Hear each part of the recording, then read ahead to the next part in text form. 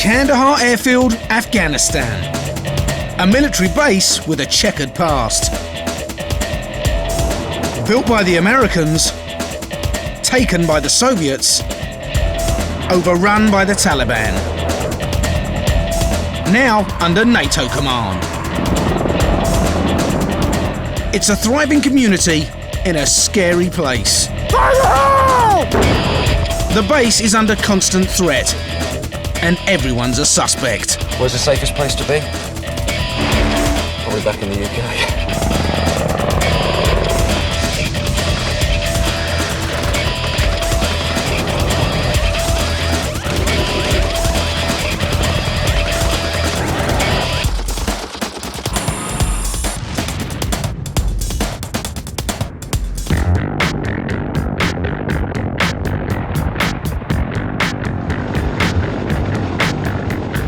Kandahar airfield's the staging post of the war in Afghanistan.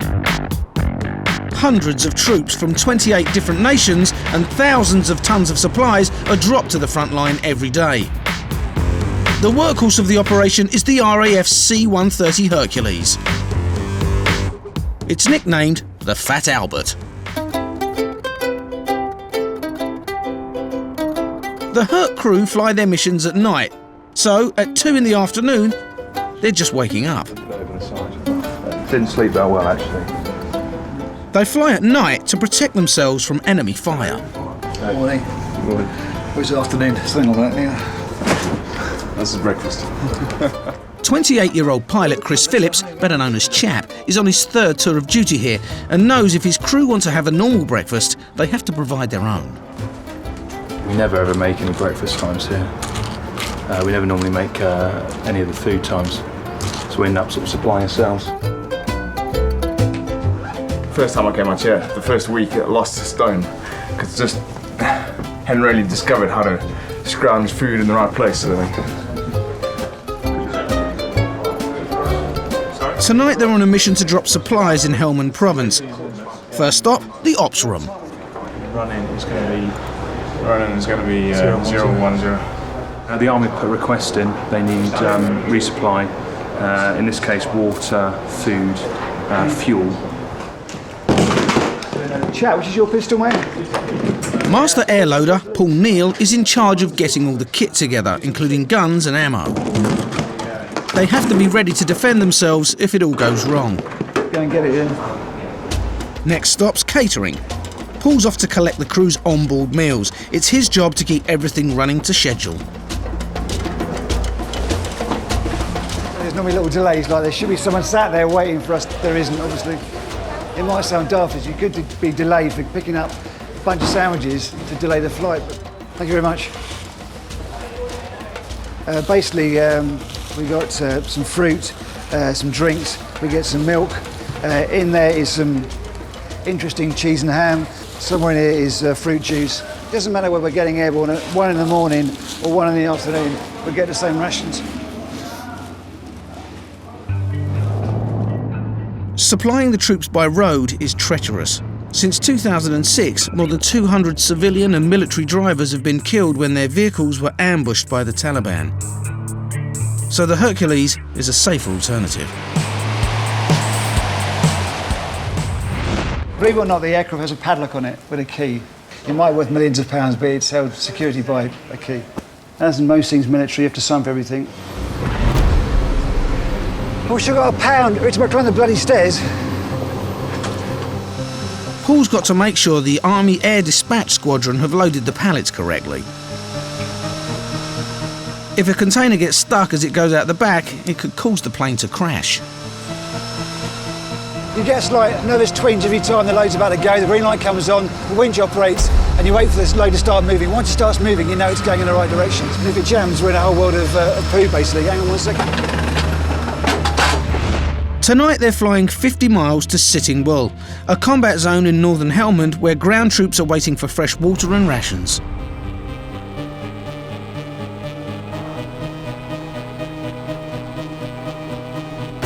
It's risky. In January 2005, a Herc was shot down by enemy fire, killing 10 airmen.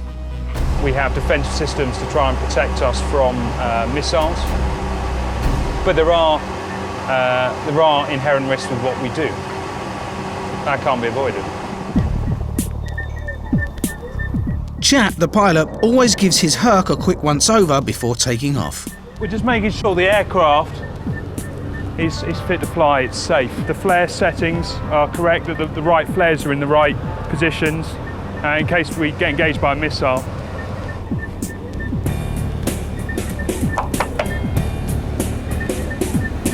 That's a bit of a habit. I'll sign for her now, accept responsibility for her until we land, and then I sign her back into the engineers.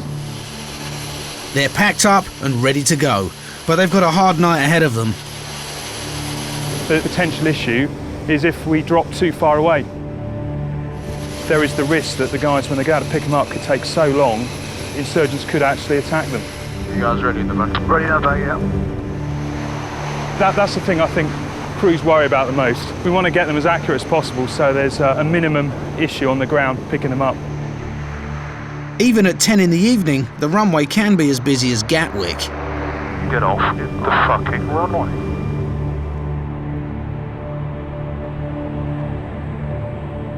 Alright, pause the aircraft gear up, please. Just going to pull back to you a little bit. Next stop, Sitting Bull. It's 10 p.m. at Kandahar airbase, a military town in the Afghan desert, home to 10,000 NATO troops who are having a break from the war outside. The cafes and sports facilities are busy with soldiers who are off duty. But 20,000 feet above enemy lines, a Hercules transport plane is on its way to drop 16 tons of food and water rations to the front line. It is a very good night for Gogs. Speaking of Gogs, my left eye's just gone. Is that the Gogs or is that just your eye? Get to a certain age and things stop working properly then. Night vision goggles are an essential bit of kit, helping the pilot steer clear of mountains and valleys in the pitch darkness. Some of these drop zones are very difficult terrain actually. Big wadi areas, very deep. So if you imagine if a 1-ton container lands in that, it's a real pain to get it out. Tonight, there's an added problem, a high wind. Chap uses a navigational aid to help him drop at the right spot. It's called a sonde and is designed to be parachuted out of the plane. As it falls, it sends back data on the wind's speed and direction. But it's not working. Got nothing on the sondes at all? No. Unfortunately, it's not robust enough yet. It's great when it works, but it doesn't reliably work. Nothing on the sondes again. Well, yeah, turn it off. I'll just try, go through it one more time, but I don't know why it's not working. Just don't get this machine sometimes. Chap's now going to have to fly lower to make sure his cargo hits the target. As the Herc approaches the drop zone, Chap will bring the plane down to just a few thousand feet. And then open the cargo bay door. Each crate has a parachute attached to a cable. Chap needs to pull up at exactly the right moment, and gravity and wind do the rest. The Hercules has been tried and tested all the way from the 50s in Vietnam through to today. Although actually quite a simple system, it really does work well.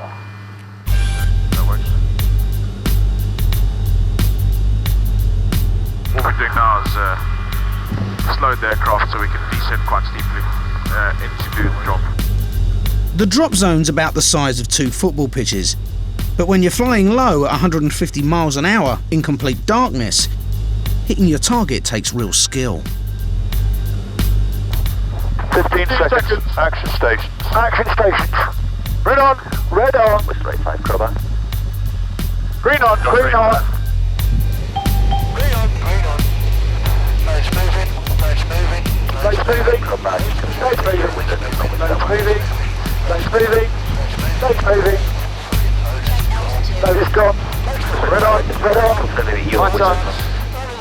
Even without the help of the sonde, the containers hit the target area bang on. 16 tons of water and rations dispatched to grateful troops on the front line. Prep that door. Roger, clear from the back. Closing. Now that's impressive. Throttle. Sir, Check we are not on altitude. purple 2 at this time. To get out of the enemy's firing range, Chap climbs to 8,000 feet as fast as possible, at a sharp angle. It's like being on a roller coaster. Okay, we're above safety entrance. The hurt crew heads back to Kandahar.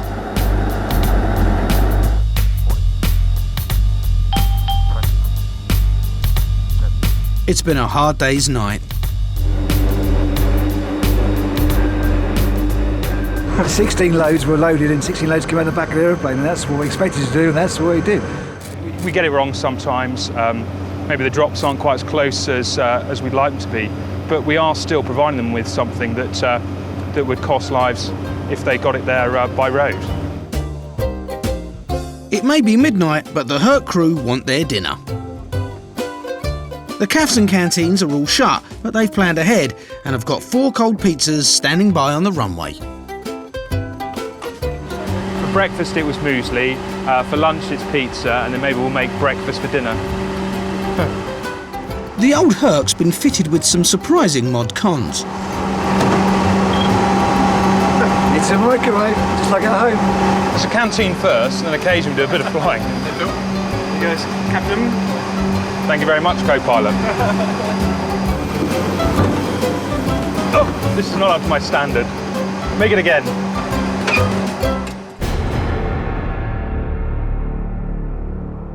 As the hurt crew turn in for the night, the silence is broken. The Taliban have launched an attack on the base. A rocket's landed by the accommodation blocks. There was a distinctive boom in the distance, sounded a few kilometres off. There was then a distinct whiz, it goes zzz. And then, almost instantaneously there was a huge explosion. The base is put on high alert. And there's news of people being injured by shrapnel. I saw a guy crawling right here, and I didn't know I knew he was hit, obviously, and I went over there and I saw blood all over his pants, so I just started helping him out. Oh, I hope he's okay, because by the looks of it, he was going to have a bad day.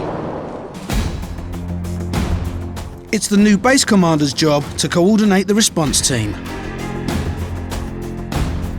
The aim of tonight is to find the people that launched the attack against us and arrest them. The response team's based at JDOC, the Joint Defence Operations Centre. Basically landed just about here. So if there's the road, it's just in there. There's 2 Bulgarians that were just up here. They got sort of shrapnel, and there's blood all up the glass walls and on the floor around here. The camp's medical advisor is Kev Mackey. When the airbase comes under attack, he liaises between the commander and the hospital. If a rocket lands on top of you, that'll basically vaporise you. The biggest damage comes from the shrapnel, and these are military munitions designed to kill and maim. It's like being hit by a multiple amount of bullets. So if you're in the vicinity, you can be, quite seriously injured. Kev's heading for the hospital.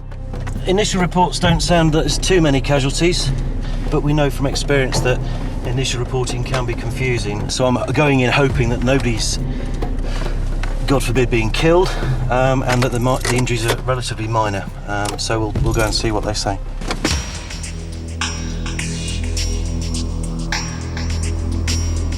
The military police are patrolling the camp. Guys, do me a favour, if you've got the lids on, all right, you need to put them on. Thank you. Even the police chief, John Hipkins, is making sure everyone's wearing their body armour. I obviously can't go into too many details, but it is a relatively regular occurrence here. It's probably not quite as bad as it is in Iraq. But it's an area weapon, you don't know where they're going to come in, when they're going to come in, and it's really pot luck.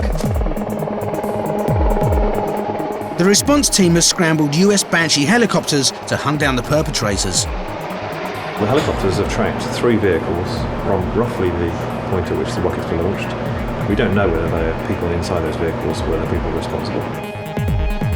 The 3 suspect vehicles are heading for Morgan Ketcher, a village 7 miles away that's a known trouble spot.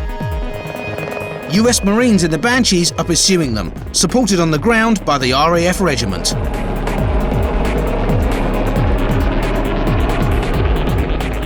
Sergeant Bennett Jones and his lads from A-Flight are on a routine patrol. They've just been told about the rocket attack on the base. Give me a flare quickly. Jonesy needs to signal his men to regroup.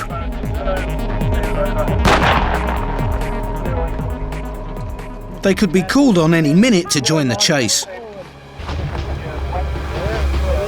That's not incoming, mate. Their mates in B-Flight are outside the wire too. They've spotted a suspect vehicle and get straight on the radio to report it back to JDoc.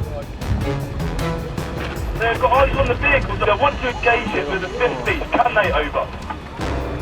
Roger, wait.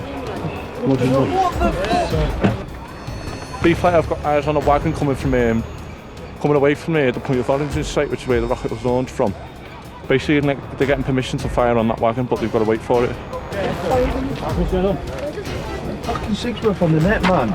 We've got eyes on the vehicle. Roger, have you got description of the vehicle? Fucking shoot it! Oh, mate. Under the rules of engagement, JDoc needs to be convinced they're not giving the order to fire on innocent civilians. By the time they're told they've got the right men, B-Flight's lost sight of the vehicles. Both vehicles were posted identified. However, we have now lost them over. Oh, fuck off. Roger. We are tracking on JN and Eagle Assault are aware over. Back at JDoc, the chase is still on. They saw the firing, they PID'd the vehicles, they lost PID of the vehicles. They were in 50 cal range, but by the time I said, by the time we clarified whether they had POD or not, and they got 290, they were outside of range. They still got them on J-lens. The J-lens is an advanced camera that's set up in a secret location on the base. It can see miles into the distance, even in the pitch black. This means the commanders can literally watch the action from 7 miles away. Now got oversight over the area of operations. The village is the light grey piece at the bottom there. The aircraft, which is the black dot you can see, which is now tracking. It's great. This is NATO in action at the cutting edge. It's really good stuff. The vehicles have been tracked to 3 different houses in the village. 2 have been searched and given the all clear, but there's still 1 house to go. If we can focus to that compound, we're in a world of happiness. All right, it's precisely what we're trying to do, is cue them onto something specific. The search in the village continues, and Mark closely follows their progress. We've now got bucket loads of troops going into there. It's a picture that they don't want to occur in their village. The local Afghanis don't want anything to do with these people. All they bring is bad news. The base is still on full alert, and policeman John Hipkins is still on patrol. Good. Fellas, do me a favour. Don't be standing there or sitting there in the middle of the rocket attack alarm. For some obscure reason, it's always your hut, okay? You need to go and find yourself a blast wall, please. Thank you very much. And if you've got your lids, you've got your body armour, they need to be on your body.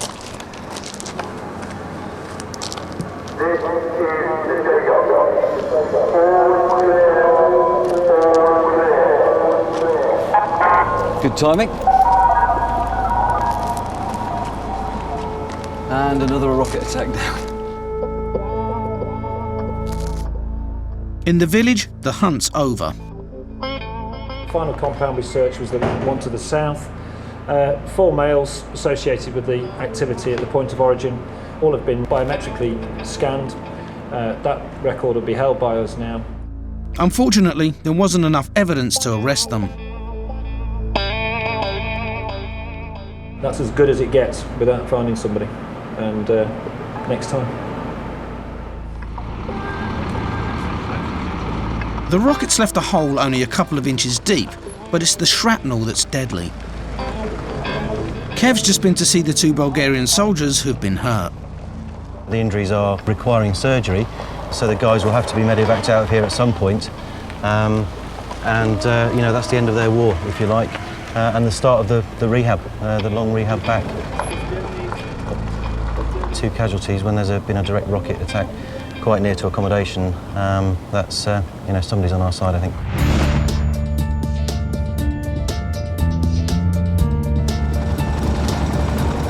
Last night on Kandahar airbase there was a rocket attack.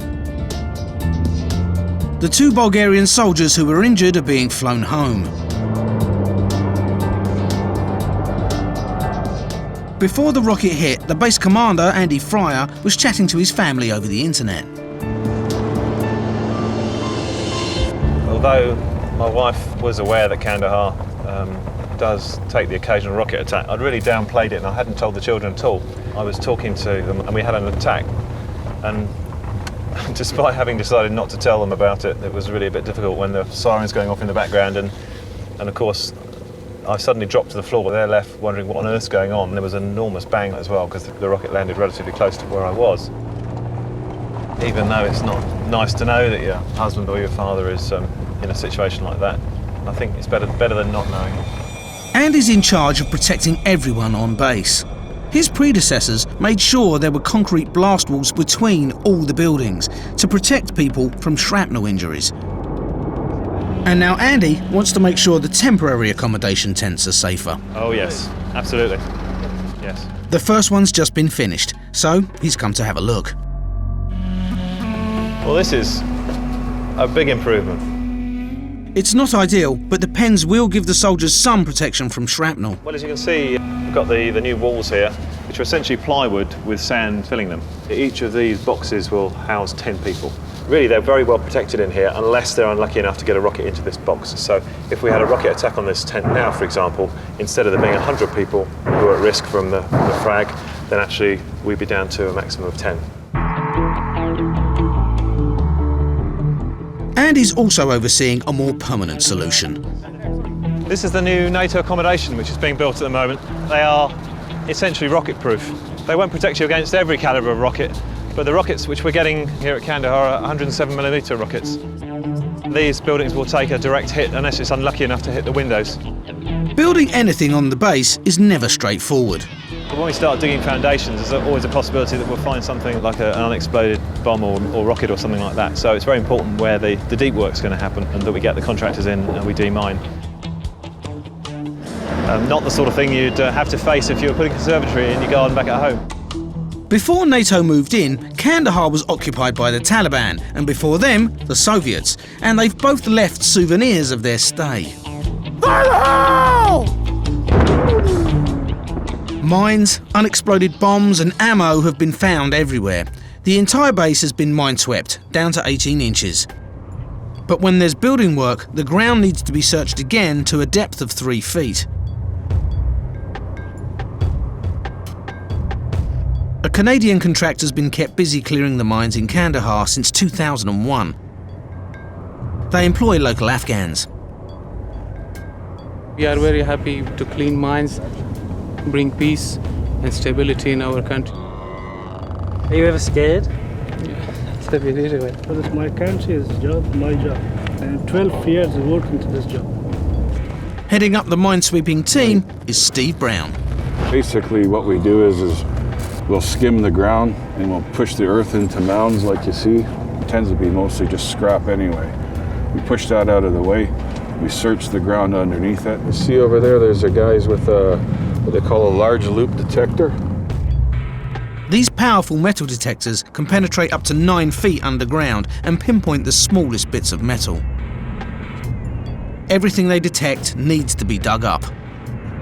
You don't really know what you're going into here, scraping away, hoping that you're not going to end up hitting the fuse on something or in for a nasty surprise. You need nerves of steel and a lot of patience.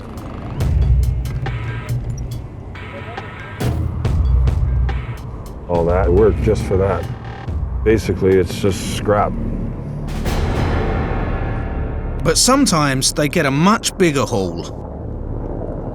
This, I've got to say, in all my years of experience, was the worst area I've ever worked in. It was the most contaminated. It was a former Soviet ammunition storage point.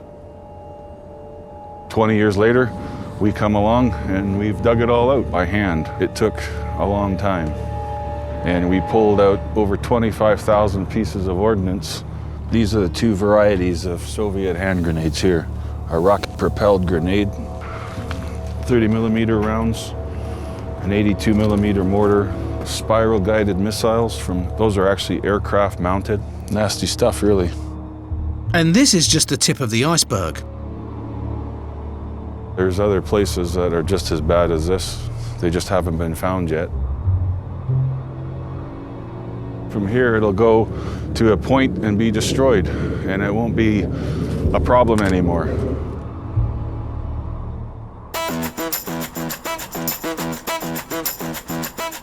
What Steve's team digs up has to be blown up. And that's where the American Explosive Ordnance Disposal Unit steps in. They leave base on a truck loaded with live explosives, escorted by the RAF regiment. The regiment actually takes us outside the wire and brings about 5 kilometers southwest of Kandahar airfield. They hold their security very well, and they always make sure we're safe. So when we actually get on scene, we keep them safe. We love working with them, and they're a great crew to be around. The regiment standing by for the ultimate firework display.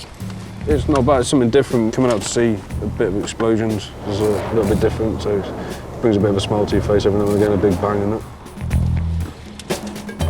It is dangerous, but we're all well trained in what we do. I love it. I want to trade for the world. Anytime you get to blow stuff up, it's definitely exciting. And to blow up explosives, you need more explosives. We use some sheet explosive, which this is, and it's just a roll of flat explosive that we can use to cover a large area. And then we can initiate that with just some C4. Some plastic explosive. The transmitter is ready to go. Transmitter is ready to go. I'll just throw the box back in there. So now we're back in the safe area. We'll make sure there's no aircraft around, and then we'll set them off, and that'll be it. Everyone ready? Fire the hole! Fire the hole! Fire the hole!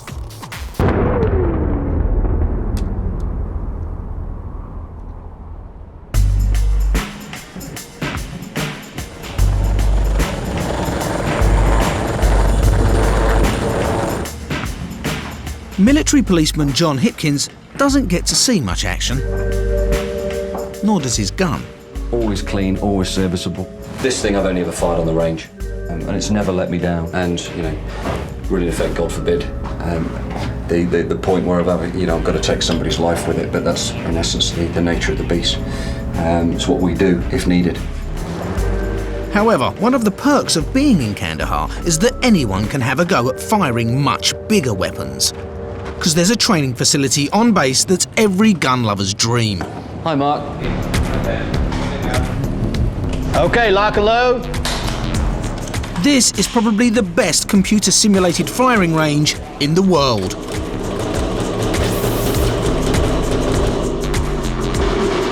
Okay, take your magazine out. It's an American system, packing American guns. This is the M2. It's a 50 caliber weapon. It's an anti-vehicle weapon. It's a very large round. It does effective on any of the vehicles that's in the scenarios. It's called the 203. It's got a grenade launcher. Here we have the M16. It's ready to fire. We have the rocket launcher. You pull it and fire. But it's not just for fun and games.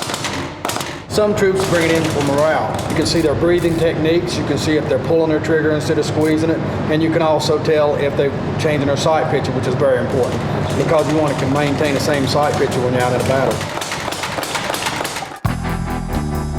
Let's face it though, you just love one in your living room. Your average police officer, and certainly following my few years in the West Midlands Police, will never get their hands on a system like this. And it's such a good training aid, it really is. The trouble is I'm a major in the British Army, and I can't say that it's a cool thing to do. And as you can tell, it just puts a smile on your face. Okay, scenario ended. Take your magazines out. You had 21 hits and 5 kills.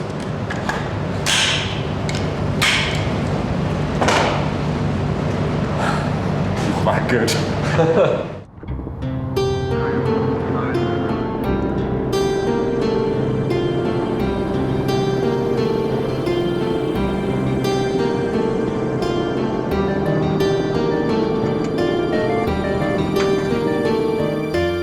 Kev Mackey, NATO's medical advisor on the base, is off to visit the hospital to carry out an inspection.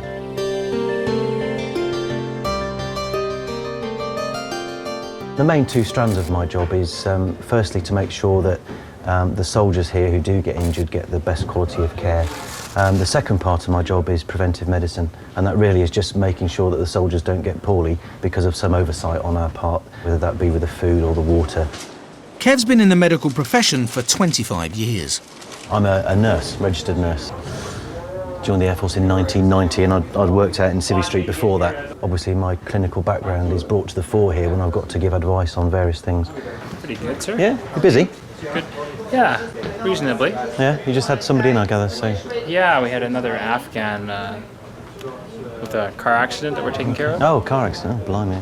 And if I tell you the moment when I decided to be a nurse, that's galvanised the rest of my life, really. And I was 14. My father was taken into hospital with a suspected heart attack. I saw my dad strapped up to these wires. Didn't really know what to think, my dad being a real hero of mine.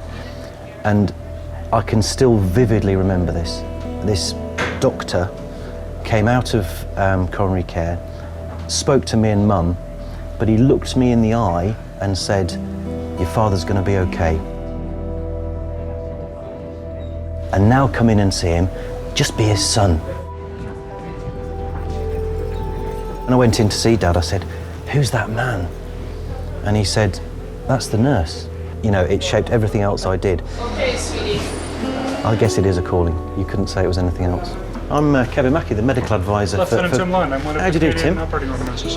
And when I retire from the Air Force, I want to go back and work as an old staff nurse in coronary care or something, just to keep my hand in. Today, Kev's planning to do something a bit different. It means leaving the base for the first time.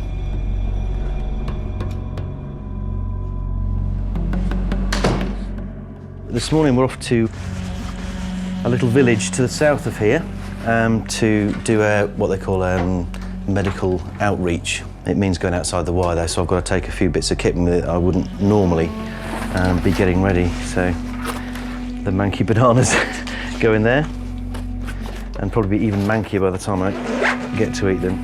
Filled my Camelback this morning, first time I've had to use it. And something nurses normally wouldn't carry, an SA-80 5.56mm rifle. Hopefully won't have to use it, but if I do, I've got 120 rounds of ammunition. I'm quite excited to be going out and seeing the real Afghanistan. I'm a bit nervous, obviously got a wife and family at home. I don't want to put myself in any danger, but the amount of guys I'm taking with me from a force protection angle, if I have to fire this weapon, we're in serious stuck. Kevin and the medical team are going to be looked after by the RAF regiment, led by squadron leader Nick Vrumans. We're doing this thing for the first time. We're taking out some people who've been kind enough to come out with us and do some medical work with these people. Nick is an Aussie. He's an attachment from the Australian Air Force. I just want you to relax with it today. There could be some screw arounds because we want to change things. We're not quite sure how we want it to work. Jonesy's his number 2. Okay, the main one we're concentrating on today is it's quite well off village, quite well populated. They're actually doing quite well there at the moment. Me and the squadron leader went there last time. We did a drop off with some aid for them, and they were quite happy there, weren't they? There was one in the south that was a bit anti, we didn't like. Pray stop laughing. Any trip outside the wire is dangerous, but the regiment will always put their own safety second. When it comes to close personal protection, if something does happen, we'll grab the medics and we'll do close personal protection for you guys, all right? Whilst these guys are getting on with, dealing with what they're supposed to be dealing with. Try not to shoot you in the back. Kev's taking a doctor with him to help treat the Afghans, who's not what they might expect. I'm taking the delightful French doctor, Dr. Elena Kerun, and her driver, Nicolas. So if we come across any ladies in the village that want to have a chat with a doctor, we've got a female doctor and a female escort, and that's possibly more palatable than just a load of hairy blokes going in there. G'day. Yeah. The medical team is put into separate vehicles. Yeah, I think so. Each of them has at least 3 regiment soldiers for protection. Elena's with young gunner Nathan Choules, and he doesn't look too unhappy about it. All right. On the journey, the regiment will be looking out for roadside bombs and suicide bombers. I'm quite confident in their drills. The bad guys trying to, change the way they do business. They're employing motorcycles. They'll be packed with explosives. But the guys keep an eye out for that. If they see a motorbike on the road, they'll just try and not allow it anywhere near us.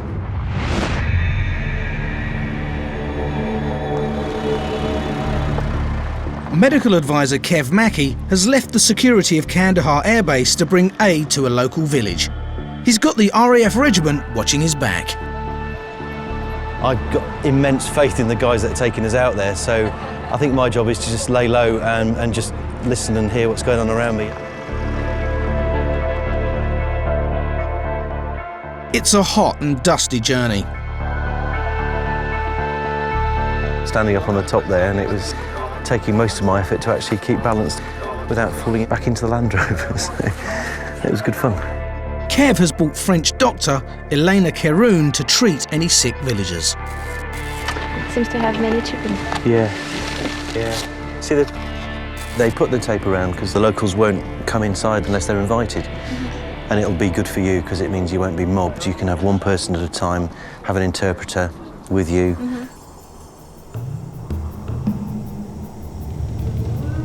The interpreter's sent to meet the village elders to find out if they'd like their people to see Dr. Elena. And they jump at the chance. Okay. Doctor? Doctor? Elena. Elena. Okay. This is the head man. He's got kids lined up first, all right, and then we'll look at some women later on. And there's a few other men here that need looking at as well. Okay. Dr. Elena's brought a trunk full of medical supplies, and she's going to need it. Elena's sort of leapt in there and is doing the doctor thing. The average life expectancy of an Afghan is 42 years, and the child mortality rate here is one of the highest in the world. Just taking a note of their names, what she's done for them and what the ailments are, so that we can keep records for that for the future. 1 in 5 Afghan children die before their 5th birthday. Sad to see 16, 18 months old, half the size he should be, and just for the want of a bit of simple nutrition, he could be running around with the other kids, I guess. What's up? Come back. What? Back. Yeah. Yeah. Try and copy it. Everything you say. Hello. Hello. Oi. Pop a cocky though, they'll always push it. And it is sad, and this is multiplied hundreds and thousands of times. We could go to every village and see children just like him. Afghanistan has also got one of the highest rates of preventable blindness. Elena's next little patient has got an eye infection. He has this for a long time, since his birth. It's a disease caused by flies, and because of problem to clean the face. And so many people have this disease, and they should wash their hands, have proper water, but it's very difficult here. It's a big problem in the country. We've just given him some antibacterial drugs today and some eye drops, and he could be, better in a week. That's really quite good. And the RAF regiment lads feel it's worthwhile too. You can help, can't you? That's all right. I think it's good doing all the med stuff and the aids and that. Yeah. Can I see the knee? A village elder wants his leg checked. But he can't believe his eyes as he comes face to face with a woman doctor. He asked, yes? She is a girl or why? I said she is a girl. Yes, I'm a girl. Because he have a problem with it. Oh, okay. This is the main problem. Okay. Yes, I'm a woman. As a khazayama. Yeah,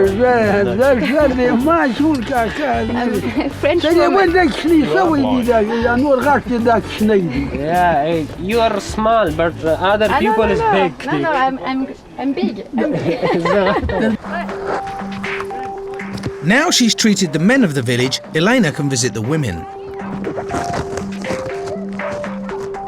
Because of the sensitivity of treating ladies in this culture, we've assembled them in a hut over the road there, and Elena's going to go and just have a quick word with them, see if there's any, common ailments. This trip isn't just about helping the people of Afghanistan, it's about winning them over. If that means tomorrow they see some bad guys coming through and setting some stuff up to launch an attack, and they tell us because they see us as being the good guys, then as far as I'm concerned, that's a positive outcome. The village women gave Elena as warm a welcome as the men. It was well. But it should be great to do it more often.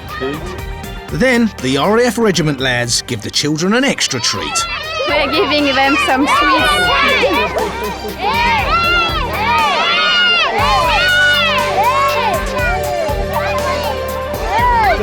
Just throw them. Throw them.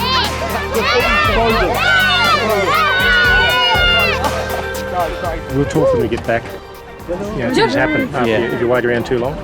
Okay? So we'll see you when we get back. Okay, good work. Okay. Nice one. Bye-bye.